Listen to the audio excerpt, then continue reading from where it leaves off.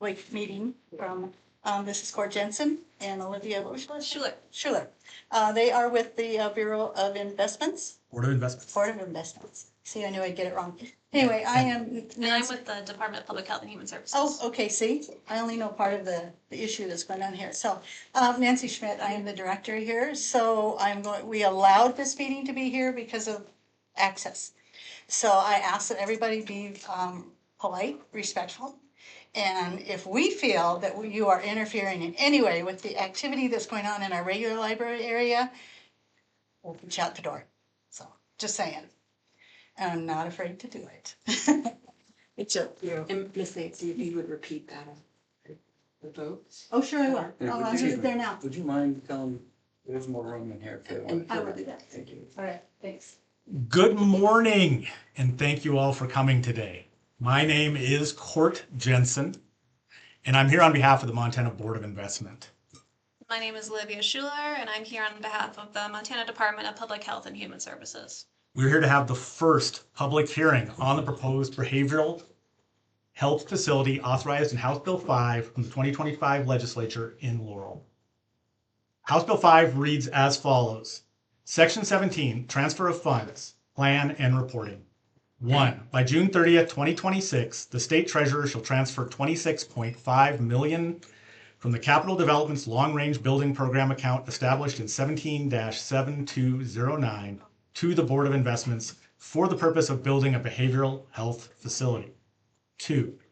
Prior to the transfer of in subsection 1 taking place, the budget director shall adopt a plan from the Board of Investments and the Department of Public Health and Human Services on the facility type and location.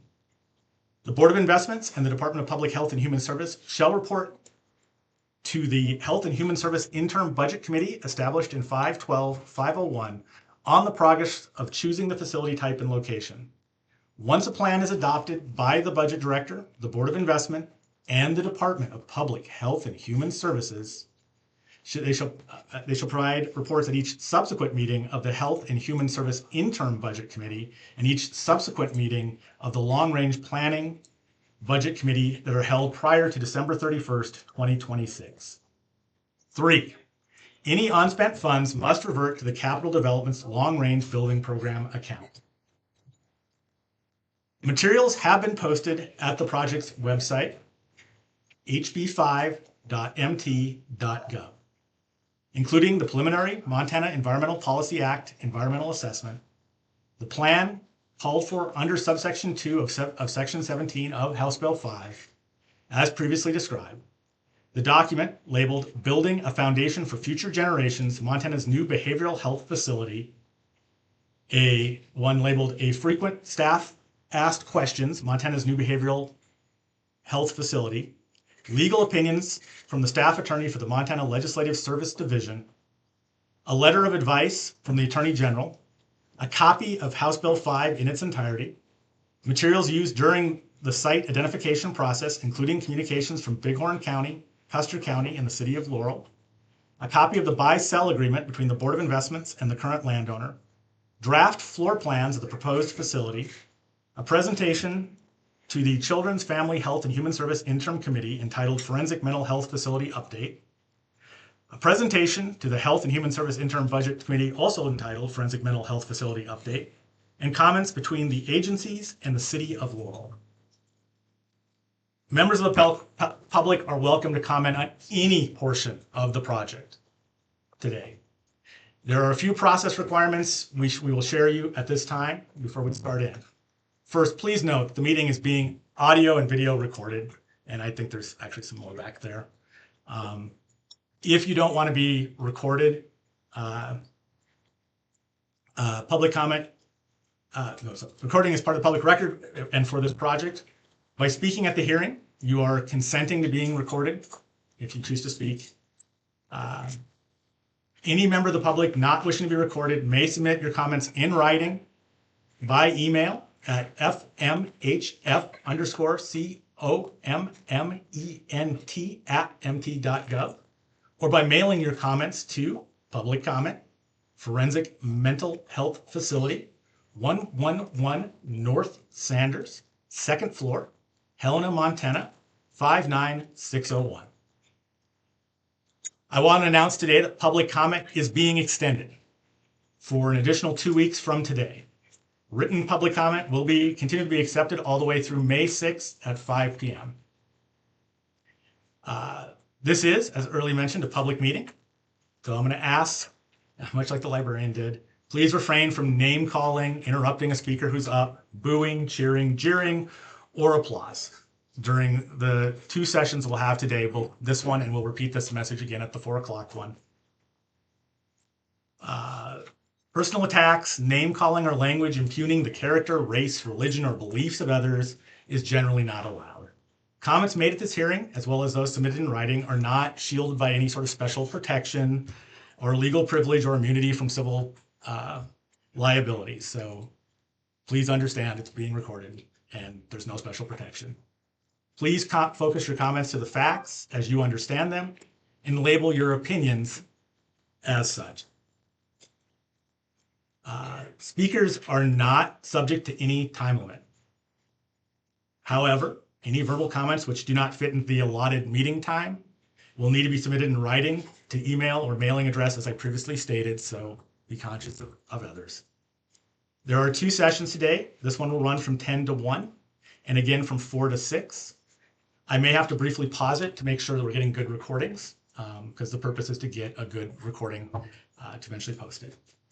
Any member of the public wanting to offer comments on topic not on the agenda, we will have reserved space at the very end, but we'll have to wait until all the other speakers have gone in their allotted time. Please make sure you sign in at the door before speaking, state and spell your name for the record, and state if you are representing someone, just so that we know if that's your purpose. Thank you. And I welcome the first member of the public. We're gonna grab the top sheet and kind of work our way down. And so if the sheets run out, I have a few more up here, and the librarian has agreed to make more if needed. So again, as much people as we can. Apologies if I mess up the name. I can't always read them the clearest, and we are going to be taking notes as well, old school. Mike, and I can't even guess at the last name. He's the first person who signed up. Bolu? Mike Boyle. Boyle. Boyle, yeah. Boilo. I think he's out. Okay, I'll just put a little note by it and we'll go to the next name.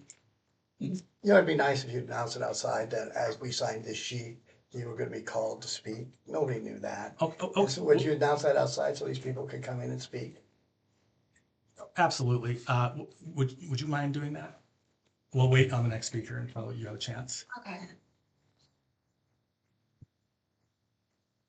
Oh, could we just move on to the second speaker so everybody For now, gets a yeah. chance? Well, I'd like her to be able to hear them too.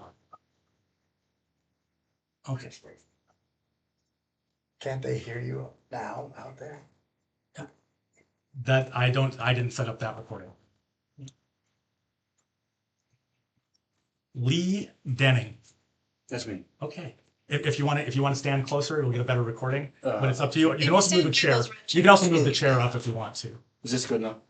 You may want to sit in the chair, just in part, just so we get you on the camera. All right. Thank you so much. So my name's Lee Deming, Deming, and I'm a representative for Laurel. And I've got a couple questions for you. So has the Board of Investments had an opportunity to review some of the legal complaints against this citing this facility? We're just taking comments. Oh, We're not responding. no response at all. Okay. Well, let me go on record again as saying I absolutely oppose this, being in Laurel, particularly in the site that was selected. Do you need reasons or? The comment is up to you. Okay. Couple of reasons. I think it's way too close to elementary school, just up the block. We can't hear you, sir. I'm sorry? We can't hear you. Do I need to sit closer or is it being recorded? There's no mic. Oh, It's okay. it's just as loud as you can. Let me, Maybe stand up and face this. Sure. but I can't You because, can't have You both. can. We can move it back if you want to stand up. okay. Yeah, so I opposed this facility for a lot of reasons, but one, it's way too close to the elementary school here. A lot of you people have expressed to me that that's one of the main problems with the siding facility, of the facility, and I agree with that, absolutely, if there's any question.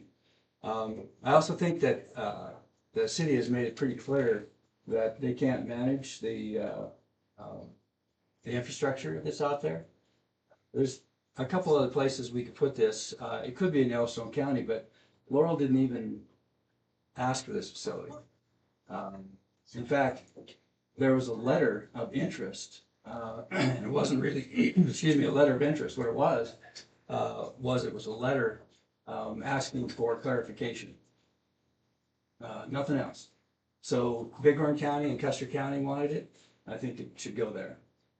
So, thank you. Next person I have looks like Senator. Vince Ricky, Okay. nice to meet you. And my comment is that the state just really dropped the ball on this. They've had no communication with Laurel. They have not given, until today, I don't even know if we're gonna getting the information today, but they have not given the city any information. The whole town is in the dark here. They want questions answered and the state has not responded. I just think it's very unprofessional of the state, the way they've handled this.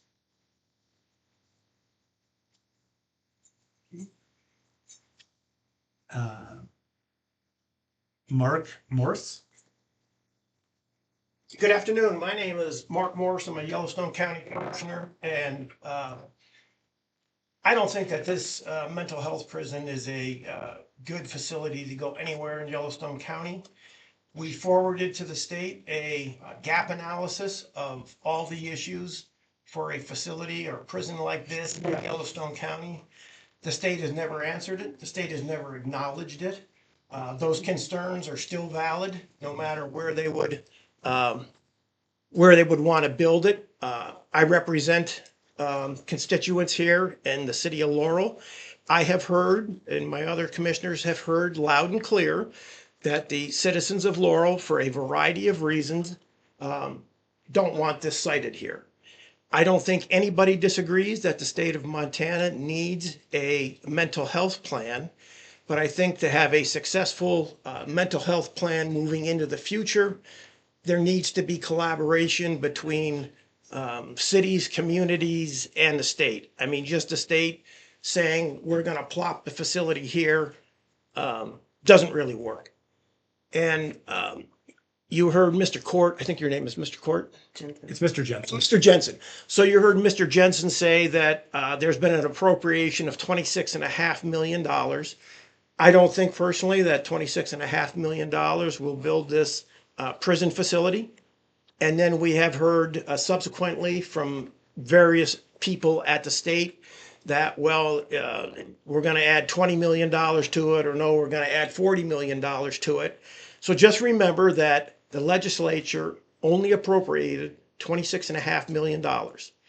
And I can tell you from visiting with other mental health community partners in Yellowstone County, they've already been put on notice that Medicaid, Medicare will probably be taking cuts in the coming year. So that means that DPHHS is probably going to be short of money.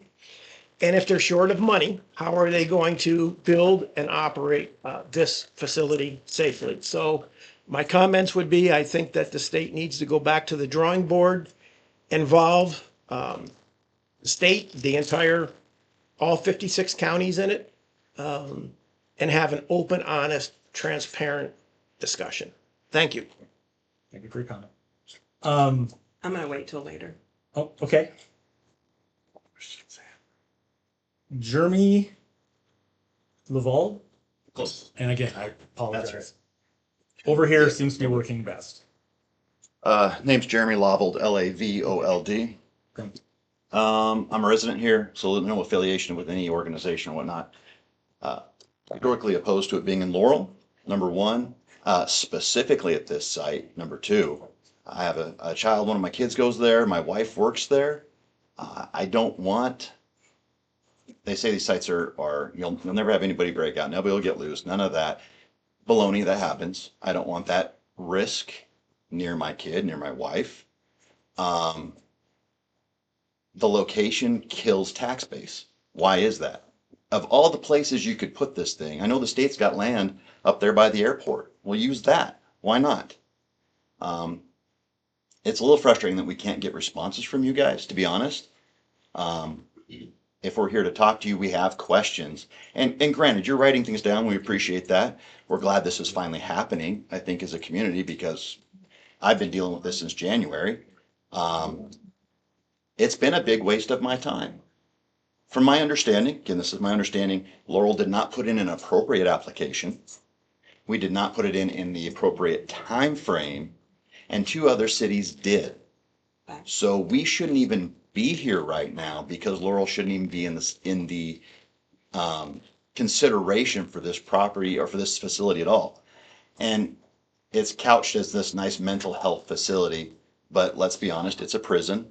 You're not just going to let people walk in and out as a nice facility they can meander around. They're in custody after dealing with law enforcement already. I've heard things like you're not going to have a fence around it. Why not? That's ridiculous. And you're wasting my time. Like, I have to take off a day of work to be here. You guys, I mean, honestly, if you really were concerned about public opinion, you'd be here after 6 o'clock at a location so that people that aren't on work and they don't have the flexibility to take off a day, that they could be here and be aware as well. I mean, I understand you're doing two sessions, you're trying to cover some of that, but if this is going to be affecting our lives as much as it will, then there should be a little more accommodation made for people to show up. I heard somewhere in a letter, one of the letters that was sent out from the BOI, that this is a partnership for the betterment of our community. We lose tax base, which could be up to, I've heard, $350,000 a year once it's developed or more. The state's not going to pay property tax. Why do you need 114 acres for 32 beds? That doesn't make sense. And I know we don't want it in Billings, but honestly, if that was the primary concern, there's a lot over on 6th and 27th Street that's been bulldozed, and you want to force a buy of a property. Well, force a buy over there. You're a couple blocks from the hospital, so your mental professionals are close. You're close to the police department. You're close to the judges. You're close to the city and federal and state courts and county courts. It's all right there. If you're really that concerned about bulldozing into that, and I know they don't want it, and I don't want to push it there, but I mean, if that's the logic in the statement you're going to use, you can put 32 beds right over there. And so the people of the town don't want it. I have not heard any individual person other than I think Senator Esp, who was a signer on the bill, has been the only individual for himself, I guess, but he's still for the bill itself pushing this location. But nobody in the city that I've heard and the county around it has wanted to go forward with this location. And assuming they're talking for, the people that are showing up are talking for 50 to 75% of the community, then you guys are in trouble with just basic, the community doesn't want it. You've not partnered well. We get phone calls unannounced into city council meetings from Dan Villa, and there's no chance to talk back or not talk back, but to question, to have comments to him. He's in, he's out, gone. And we're sitting there, why can't we talk to you? Why aren't you down here? Honestly, today I thought he would be down here and answer some questions, but again, you guys aren't answering questions. This is getting to be a habit of any political body that has public comment they can't respond to, which gets really, really frustrating.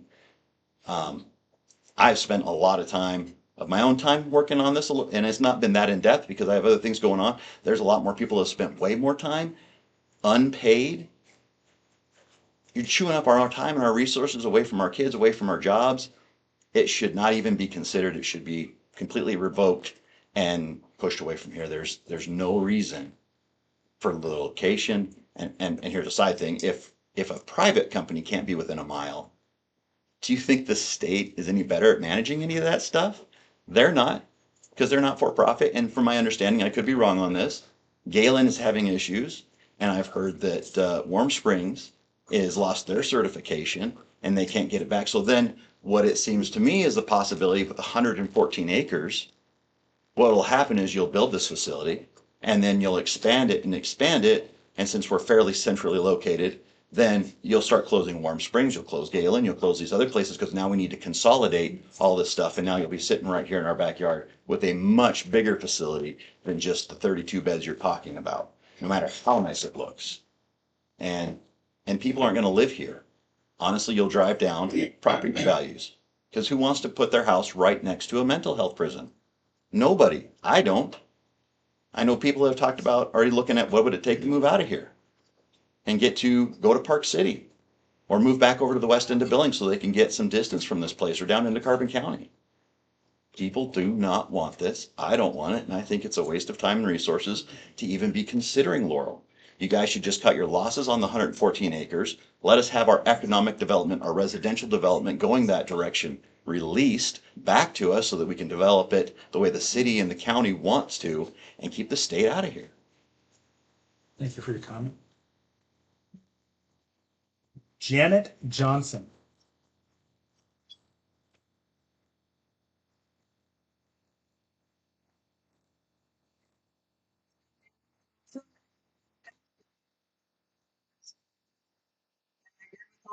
So far, one thing I think that really shoved it down our throat was the fact that we were saying mental health hospital, and then you put forensic in there. That changed everything. And that's when we turned around and said, oh, wait a minute, we need to look at this a little more. You can't come in selling one thing and then change it to something else. Forensic changes everything. The comments that I've heard from people is, we were all for mental health. Things get rolled over, they get changed. They're gonna ram it down our throat. The state turned around and said, no, we won't. We're still here waiting for answers. It's frustrating to have meetings and meetings and meetings where we can't talk to the right people and we cannot ask questions. That's where we need to get to. We want to ask questions of the proper people. Thank you. Thank you for your comment. Kim I Johnson. have nothing to say. Okay.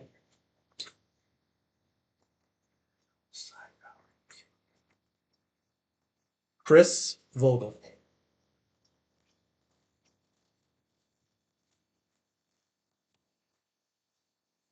It's like yesterday. I can't answer questions. You can? Okay. Yeah. Then I'm just gonna read it so that it's in the record.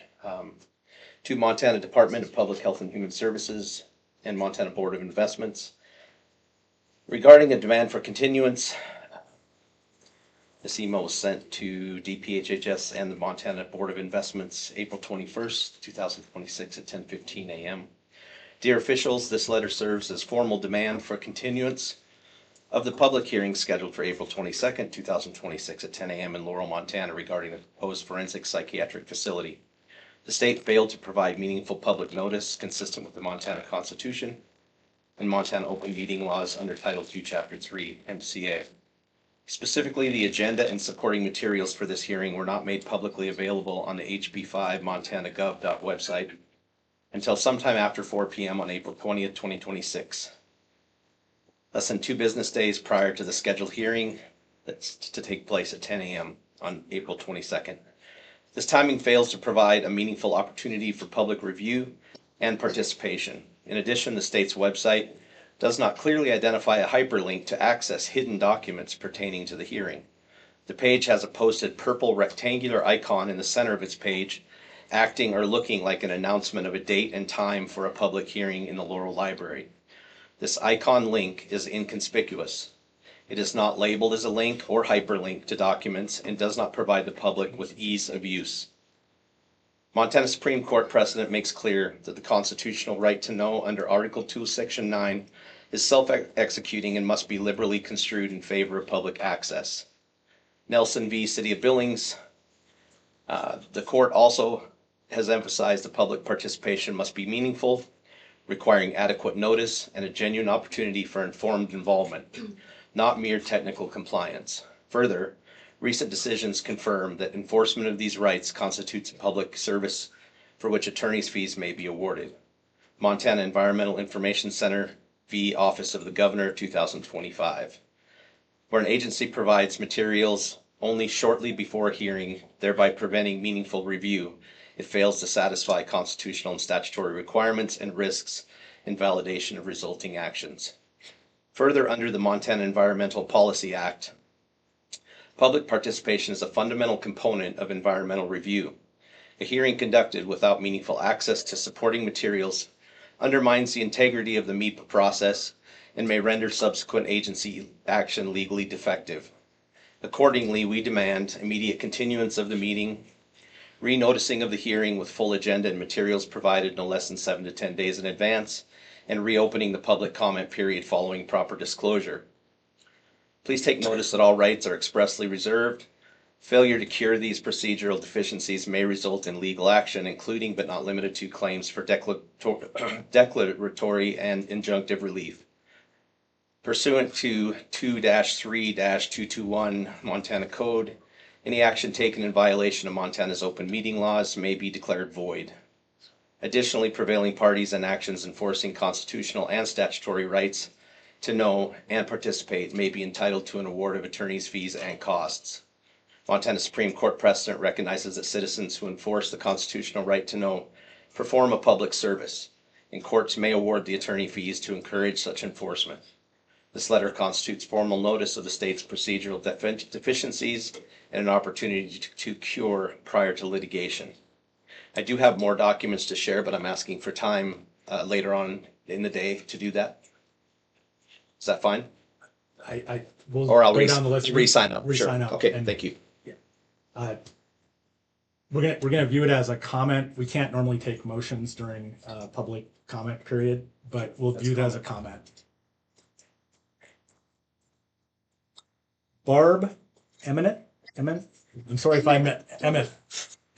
Like you're lisping. I apologize No, if I no, mess up your it's name. fine. I sincerely. It's Emineth, Barb. Thank you so much. Okay.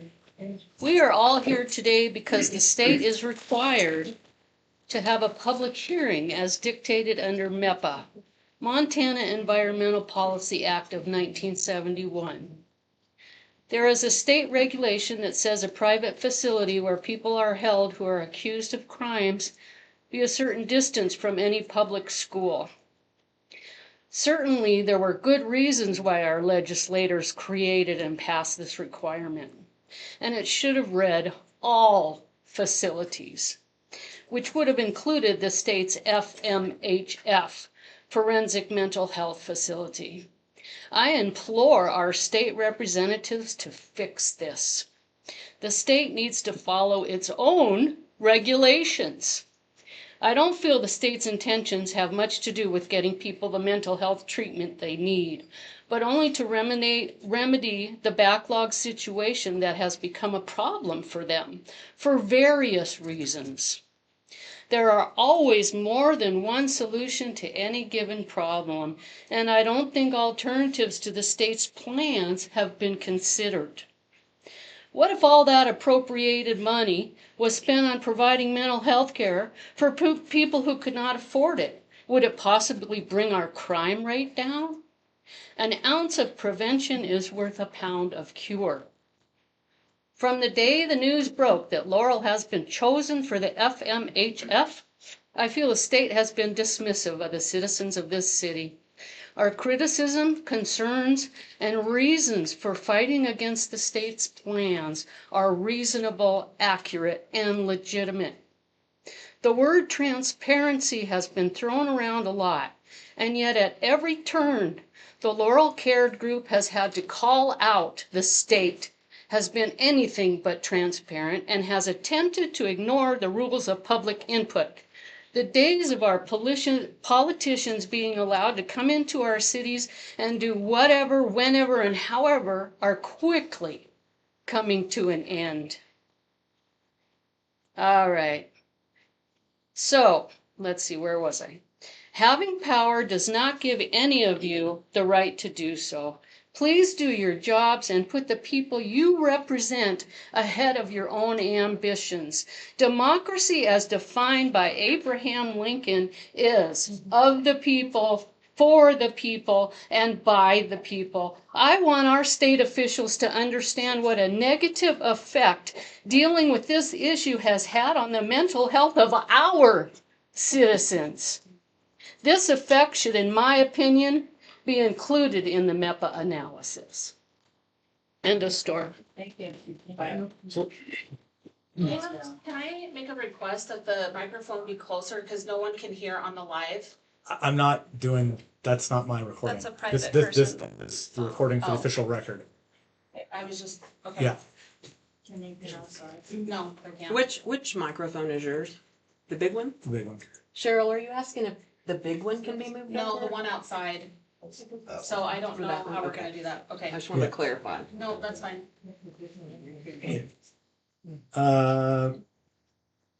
Jody Mackey.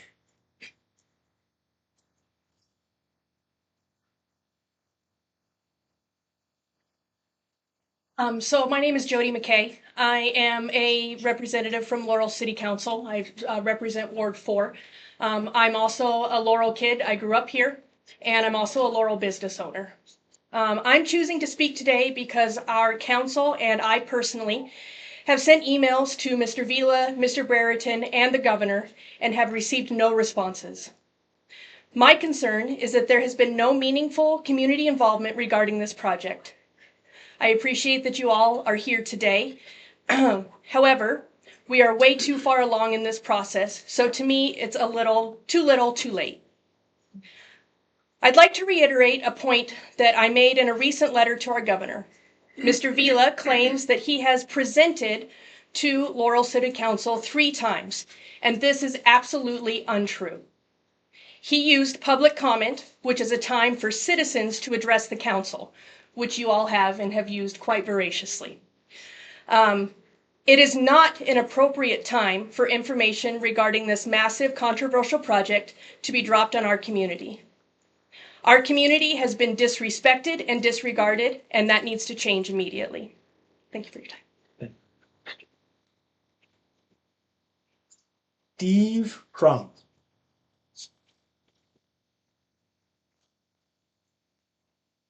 Hi, Steve Crum, KRUM. I'm a county resident, live just west of Laurel a little bit. Before I read this, I'd like to say this, I think our state could do a lot better than this, and I'm not blaming you guys. If this is all they gave you, shame on them. We could have done way better than this. We've got everybody in here so everybody can be listening. Something is really wrong here. This is Laurel, Montana, where some members of state agencies are working hard at shoving this facility down our throats. This, the governor, BOI, DPHHS openly deceived the people of Montana when this facility was proposed to be built in eastern Montana. The governor, BOI, DPHHS completely deceived the cities of Miles City, Hardin, costing them time and money. And with the intended deception, they knew that we're never going to put it there and chose Laurel without Laurel putting in an application. This lie and intentional deception became an obvious lie when just prior to the application process being closed with only Miles City and Hardin applying, Villa called the CEO of Laurel and asked him to send a letter of interest in before the deadline, which he did not do. And after the deadline passed, he called again, and with the cost of a beer, he got him to send in a letter of interest. The governor clearly has stated the state law, and state law supports this. The state would not put this facility where it's not wanted, and now apparently are now going to put it where it is, or they're not going to put it where it is wanted, which is Hardin and Miles City. And now they're going to stick it down our throats or trying to force it on us. It appears the state was misleading, deceiving everyone involved, while at the same time those in power making deals behind closed doors, getting property that is really a poor location to build any massive facility like this. It has active springs in it. They supposedly did an EA that may or may not have been done. I'm sure they never left their office in the state house, wherever they're at. Never came out and actually looked at the ground, looked at the standing water there now. It's a swampy area. And so I don't think anybody has actually come out and set foot on the ground to do a real EA on the property.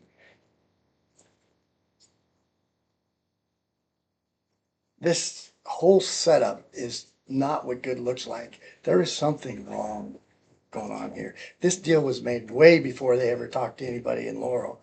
And I think you folks, as actual workers in the office, some of you guys need to step up and tell us the truth. Tell us what actually happened here. Why did we end up buying a piece of land that is going to cost $4 million when the state owns land all over eastern Montana?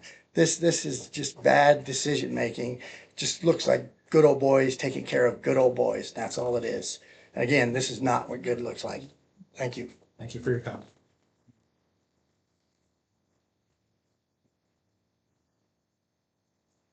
Craig Whitley or Whiteley? I'm not sure. Craig Whiteley, I live just a couple miles west of where this facility would be, and I'm not a public speaker, but I've only been in this community 40 years. And both my boys went to this school, and I just tried to think of the conversation. Everybody talks about inmates getting out. Well, that's bad enough, but I'm just trying to remember how I'd explain to my 7-year-old that right in that building that looks like no other building around, there's like murders, rapists, robbers, and they're only there because they're mentally unable to stand trial, and until they can figure that out, they just live there. So I think for a 7 or 8-year-old, that would be, baggage they don't need to carry. And I think the state has places to put this, places that want it. I think the tax revenue it would produce if those became homes, way better than the state's going to give us. And the other thing that, like Steve says, that land isn't very good, and I've got some land, $37,000 an acre.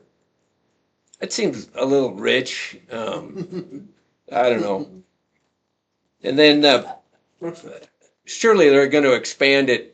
They already want 40 million more. It just seems it's all wrong. So the state needs to figure this out, and we don't want it. Thank you for your comment. Now, Janet Kaufman Starr? Yeah. Okay. My name is Star Kaufman. The children of this community know me as Grandma Star. I've been here for 19 years. I'm very passionate about this, so if I cry, don't stop me, because I need to get it off my chest. This does not need to go. Where our most vulnerable children are being taught, there are 2 schools within 500 yards. And I believe, I truly in my heart can say that y'all can't promise that somebody won't escape from there. I don't want to see this. I will go to jail myself protecting those children. But I would like for the state to stand up for them. There are elderly people in this community that have nowhere else to go. And they're less than a quarter of a mile. Stand up for the people that have elected everyone. Don't let this go on any further. It needs to stop, and it needs to stop here. I'm 73 years old and I have no family except for Laurel, Montana. This is all I have.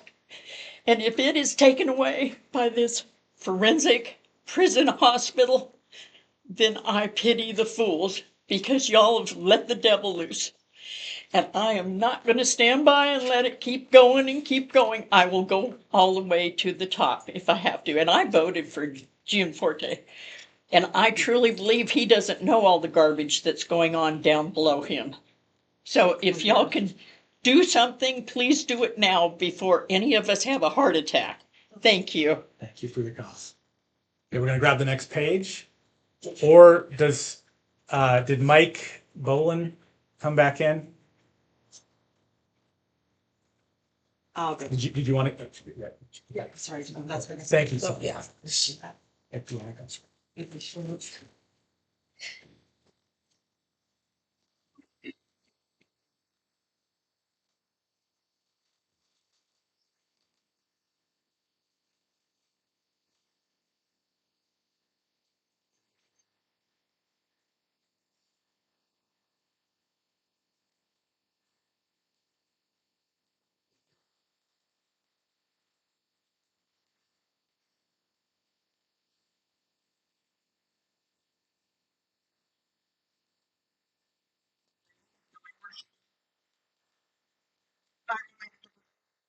Directly and negatively affected by this.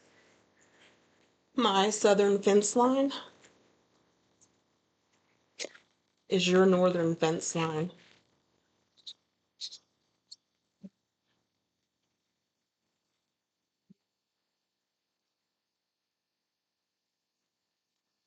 This is my neighbor's fence line, her backyard, butted up against the same property.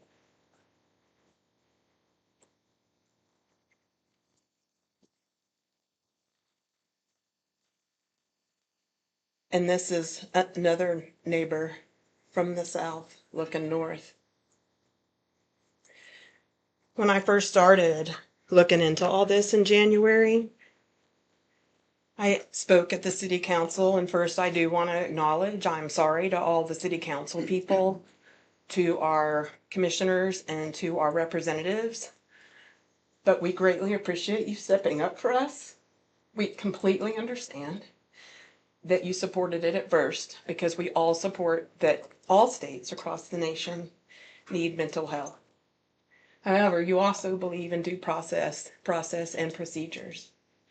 And for that, thank you for coming behind us and standing with us once you've learned the facts of what has been done to Laurel. So when I first started digging, when you take the outer perimeter of the 114 acres and you go to the outer perimeter of that Laurel Elementary School, that's less than 450 yards away, that affects on each side over 330 homes, residents. It affects the elementary school, 2 private schools, this library, and over 10 businesses. When you dig deeper and you go around the property to 150 feet of the 114 acres, in your EA report, you talk about that, but I have some corrections for you. Because there's homes on the west side. It's not farmland on the west side. There's 23 properties, Attorney Jensen, that surround every linear foot of this 114 acres that Laurel Growth Development and the city of Laurel wants for future private and residential development, which many people have commented on here. There's been a report done before that's done the analysis, so we look forward to your analysis as well, and I understand that you're right in the middle of it based on the report you put out. 70% of the landowners within the 150 feet oppose this location in writing.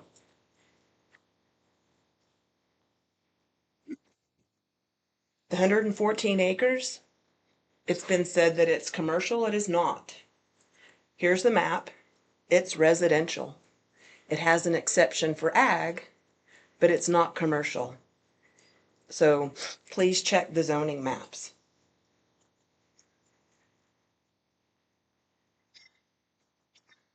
Some have talked about the Constitution, Article 2, 8, and 9. And with you being an attorney, you should absolutely be familiar with the articles. Right to know and right to participate. These people in this room, these people outside, these people at work that can't be here, we have a right to know, and nobody's given us anything. Why do you think I would lie about this on record? Why do you think citizens would lie about it? Why do you think representatives or a commissioner would lie about it? There are falsehoods going on within BOI and DPHHS, and truths are not being told. Our city council has never had a meeting with BOI other than the call-in that Councilman McKay spoke of. So saying that BOI met with city council is false, as verified by her previously. Ethics, integrity, and values. Both the DPHHS and BOI's websites brag about integrity, transparency, quote, while protecting community safety and interests. BOI Director Dan Villa, August 20th, 2025. Public participation, quote, public participation should play a critical role as it moves forward. Engaging the public and stakeholders will ensure these decisions are made in the open, allowing Montanans to have a voice in their hard-earned tax dollars where they're spent, end quote. Another new quote. Another one, ensure that the public has an opportunity to be heard. Another one, ensuring transparency, fairness, and public involvement. There's been none of that. January 30th, 2026, there was a morning session at the senior center that was canceled by BOI, and then an afternoon session with the chamber and the citizens that was canceled as well. And our governor, we're not going to go someplace where it's not wanted in December of 2025.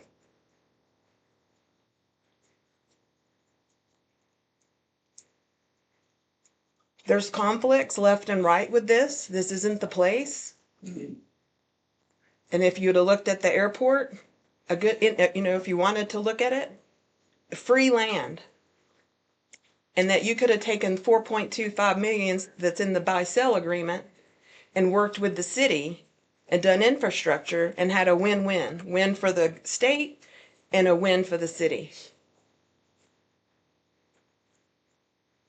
But our CAO, behind all our backs, redirected him. And he happens to have a personal home there, less than half a mile from the airport. That 114 acres is growth and potential homes, students in our schools, and all the ones that are currently around it. We live here. This is my backyard. This is their backyard, front yards. 23 of us, not a linear foot is open. This isn't ranch land, it's not farmland. Every linear foot is privately owned. There's a LLC out of Big Timber that's bought 40 acres in the zoning, and so don't think we're not watching that. An LLC's bought a residential property, and funny how it's out of Big Timber.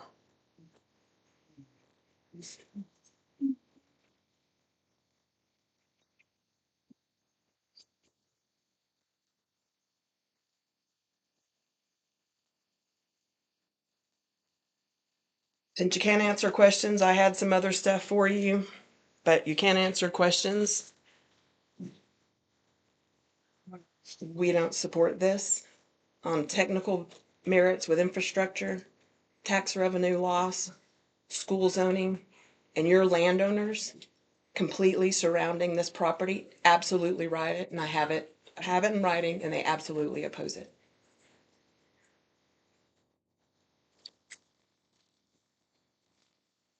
Oh, and I have a copy of the offer for a beer if you'd like to see it. It's on public record. That was after the deadline. It's on public record on the Laurel website. The text between Dan Villa going behind, again, all our city council's backs. That it was after the deadline, and Dan Villa offered our CAO a beer if he'd write the letter.